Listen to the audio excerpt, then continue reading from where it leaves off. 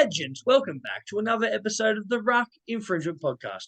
You all know me, I'm Joey, your host, and this week's celebrity interview is none other than Chris Flannery. Flanno, how are you, mate? Yeah, good, mate. How are you? Mate, I am great. It is a pleasure to have you on. A bit of a schoolgirl moment for me. Started watching the Roosters in 2002. Obviously, you were playing back then. So, big fangirl moment right here. But let's, Long, let's long, get long straight. time ago, mate. It was. We're both showing our age there, but let's get straight into it, mate. Can you introduce yourself and what drew you to rugby league when you were younger? And who did you play for? Yeah, look, obviously, I started playing when I was pretty young, sort of 5 or 6 years old. I think the main thing that firstly got me involved was my dad used to play down in New South Wales for the Cara Magpies down there, out in the Group 10, I think it is. So I remember going to watch him play footy when I was pretty young, and sort of picked up the game from there. And Dad was my coach up until I was about probably 10 or 11 years old, and we moved up to Queensland sort of when I was about 9 or 10, and up to the Sunshine Coast, and I started playing up here for the Quanah Dolphins, and yeah, that was how it all started, mate. Yeah, wow, mate, I love that. And your journey into the NRL, obviously you would have went through the grades, but did you only played for the one team in the National Rugby League?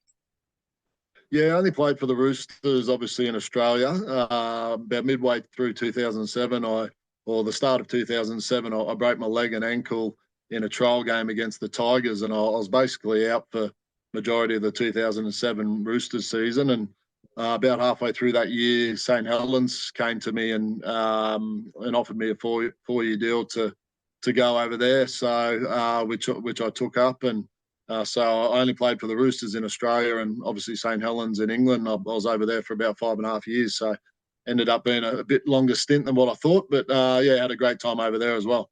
Yeah, very nice, mate. Now, when you were young, you obviously said you played footy from a young age and your dad was your coach, but did you always love rugby league? And when you were a kid, did you support a team?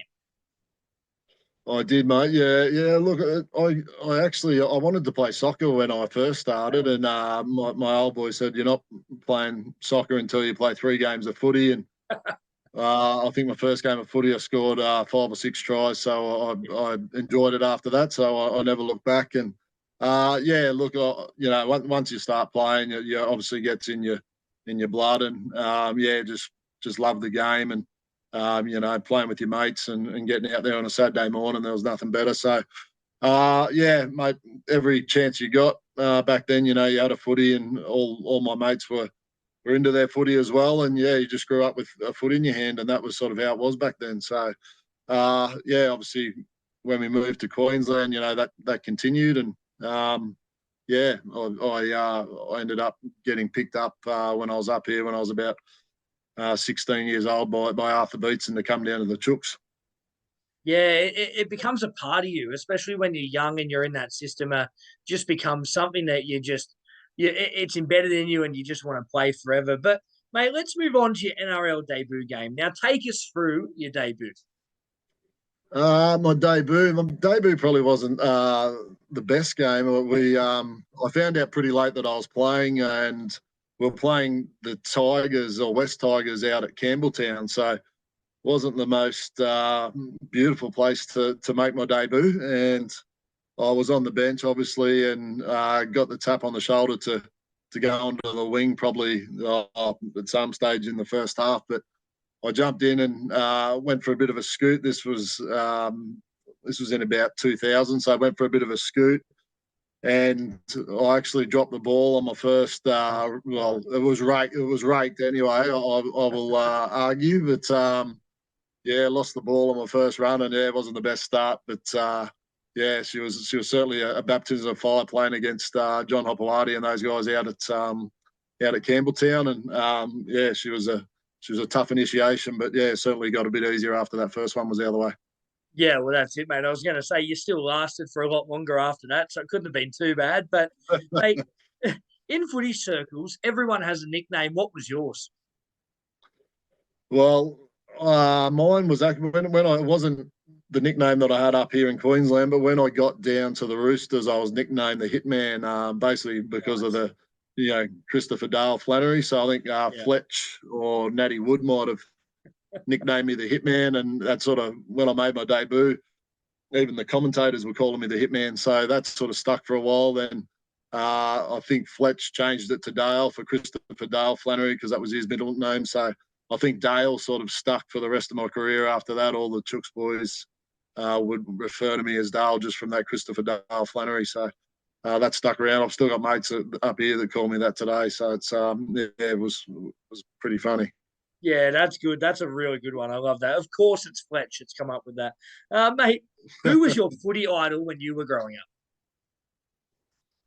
up? Yeah, when I was growing up, look, I think because of my old boy, he followed Parramatta. So when I was growing up, I used to watch a fair bit of Parramatta, and they had a great team back Oh, then in yeah. those early '80s, and Sterlo and Brett Kenny and Ray Price and those types of guys. So yeah, I really liked Brett Kenny and Sterlo the way that they played footy. But then I guess as I got older, turned into sort of Wally Lewis and Trevor Gilmeister and those types of players, those Queenslanders. And as I came through the grades, getting to play with guys like Brad Fittler and Luke Ricketson and Craig Fitzgibbon, and we had an awesome side there through those early 2000s to mid 2000s, and yeah, it was just an honour to play beside some of those calibre of players.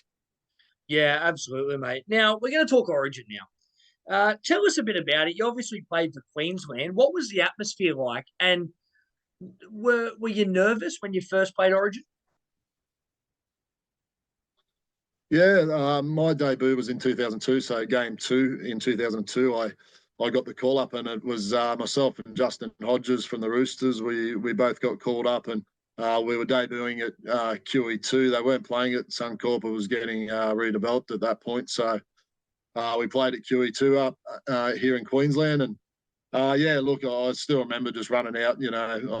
Obviously it was the crowd was just going ballistic, and it was Oh, yeah. just an amazing experience. Would have been good to be run out at Suncorp, but QE2 was just as good, and the crowd was a little bit further back because they had the running track around the field back then. But yeah, still felt like they were on top of you, and it was we managed to get the win that night, and yeah, it was just something you look back. I still remember when I got the call up where I was in Sydney, and I thought it was a bit of a G up. I hadn't played a heap of first grade at that point, but yeah, getting the call up and to play Origin was obviously every kid's dream, and we were playing against a quality side. But yeah, we managed to get the win that night, and I think Lottie Dakiri might have scored 3 tries, and yeah, it was a good night, mate. It was a good night in Brizzy. As a New South Welshman, it wasn't great for me, mate, but I'm glad that it went well for you boys. Now, mate, what was the favourite game you played in? Obviously that grand final that you spoke Yeah, about, one of your first games you watched, that 2002 grand final. That was yeah, mate. pretty special. I was 22 years old, and we had a quality side. Obviously with as those guys that I mentioned earlier. Freddie and Minicello and Craig Wing and Luke Ricketson, Craig Fitzgibbon. The list goes on. It was an all-time Roosters team, and we'd had probably a slow start to that year, and we'd come home pretty strong, and I think we won the last 8 or 9 games to go into the grand final and win it. And yeah, just it was obviously an amazing night, and that's you always look back on that grand final as probably the most special game. But yeah, we obviously had some other big games throughout those couple of years, and anytime we played the Bulldogs or the Panthers back in those years, it was a massive game, and Yeah, we had some pretty big battles with those 2 clubs throughout those years. And probably the other one that stands out is the World Club Challenge when we came over to play the team that I was going to play for next, St Helens, and we managed to put a pretty decent score on them in the World Club Challenge, and nice. playing over in England, it was a pretty good experience. That 2003 World Club Challenge was another good one. Yeah, no, definitely, mate. Look, I didn't put this question in, but I just want to ask about that grand final. Now, was the turning point when Freddie got that head clash? Did that change the game for you guys? Did you come out with a different mentality and say, let's do this for Fred? Yeah, look, I think it did. It definitely swung the momentum at that stage. Yeah. The Warriors were under the pump. I think the Warriors were up at half time, maybe 8-6 or something like that. And Yeah. yeah, they definitely had a bit of momentum. But once Freddie got taken out by that hit from Villasanti and, obviously a head clash there. And, I think Adrian Morley sort of took it upon himself to wreak a bit of havoc after that. But it really fired up the forward pack. And yeah, I think that definitely swung momentum our way. And, it probably wasn't until the last 15 minutes or so that we really started to run in those trials, 15 or 20 minutes to go. And, it was a pretty tight game up until then. But, yeah, we certainly ran in, 2 or 3 quick tries. And it was good to enjoy the last, 5 minutes of that grand final, knowing that you had it in the bag.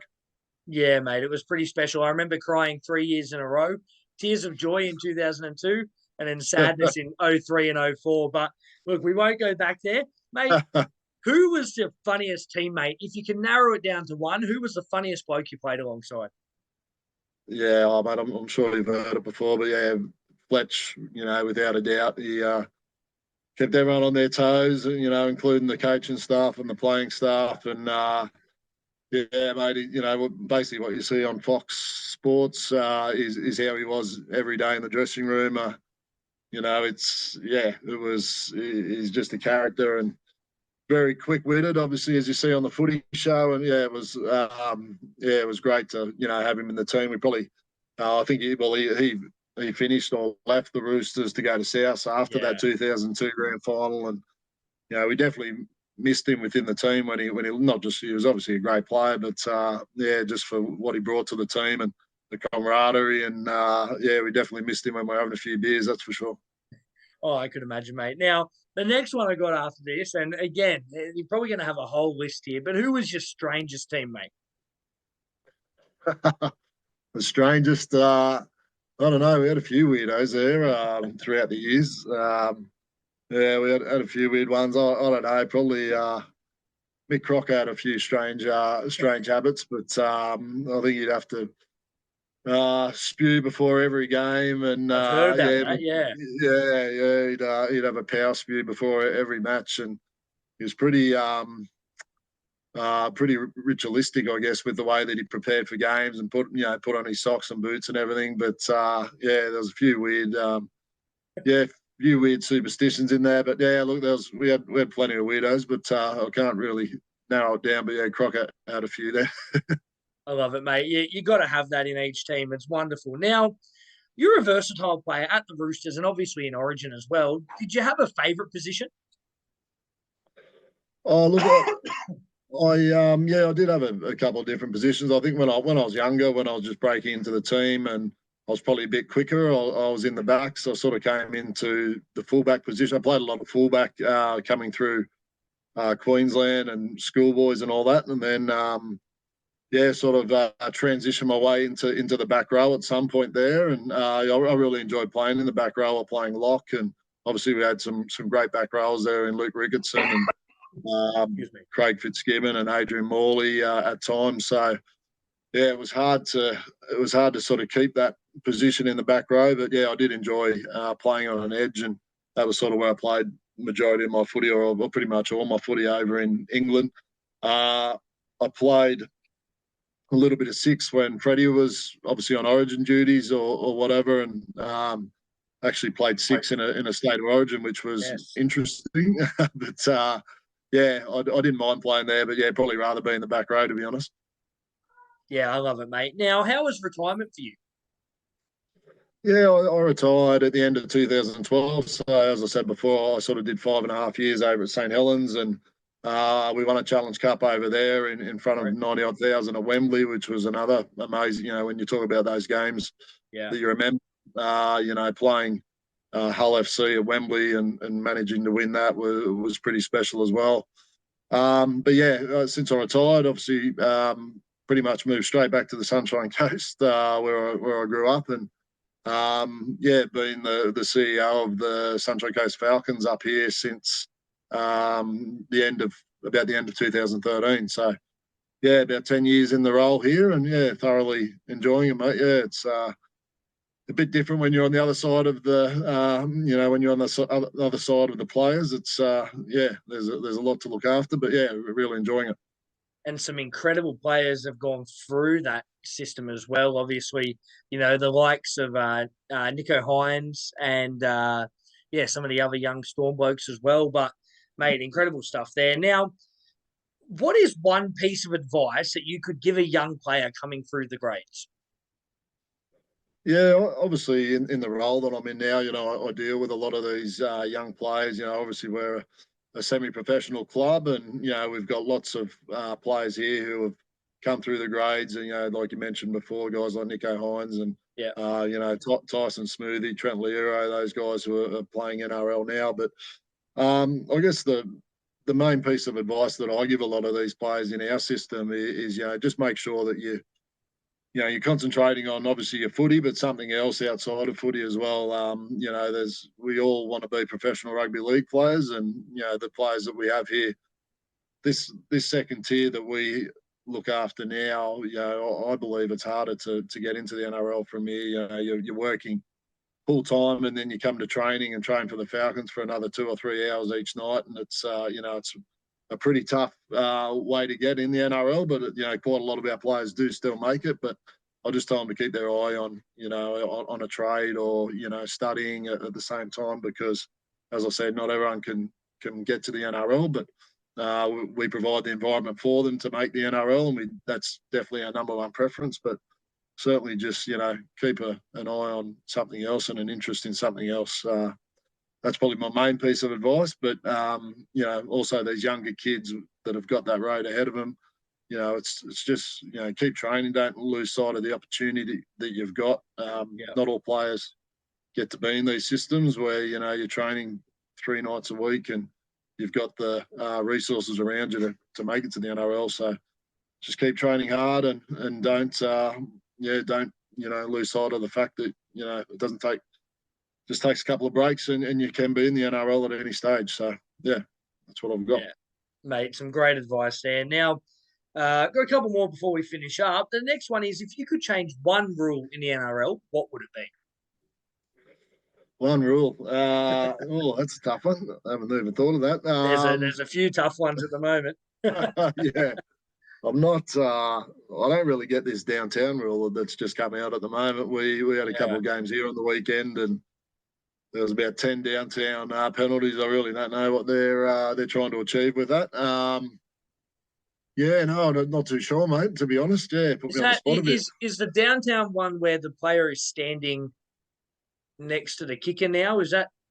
I think it's just you're not allowed to get in front of the play the Yeah, ball. yeah, Yeah, yeah. obviously guys used to sort of run 5-10 meters in front of the kicker, Mm, but you can't do that anymore. And I'll yeah, probably to give the strange. fullback, give the fullback obviously a little bit more time back there. But yeah, I don't know, mate. I really don't know what rule I'd change. Yeah, Yeah, probably some of the time it takes with these bunker calls. I reckon. Yeah, it's yeah, definitely take yeah. No, a fair definitely, bit of mate. time. Definitely. I think as a fan of the game, we love to see free flowing footy, and I think we need more of that. How Origin is wonderful. You want to see Mm. that sort of footy in some club games as well. And I know they've got all this technology, but mate, it would be nice to see some free flowing footy from time to time. But mate, before we finish up, can you give us an early prediction for 2024? Oh, look, obviously, yeah, I hope the Chooks are up there. Yep, that's the one. Good man. Yeah, no, I hope the Roosters have a good year, mate. Or still follow the Chooks, but yeah, obviously we're affiliated with the Melbourne Storm, so Yeah, yeah, well, I'm hoping that the Storm also go a long way. But look, the Broncos, obviously we're in Broncos territory up here, and there's a fairly big push for them this year, and they're going through the heartbreak of last year. I'm sure that's going to spur them on. So Broncos are probably favourites from my end, but yeah, I'm hopeful that the Chooks or the Storm can put up a fight. But yeah, then obviously the Panthers are going to be right up there as well. So yeah, look, just great to see the footy back, and I think we're yeah, all mate. looking forward to seeing another great season.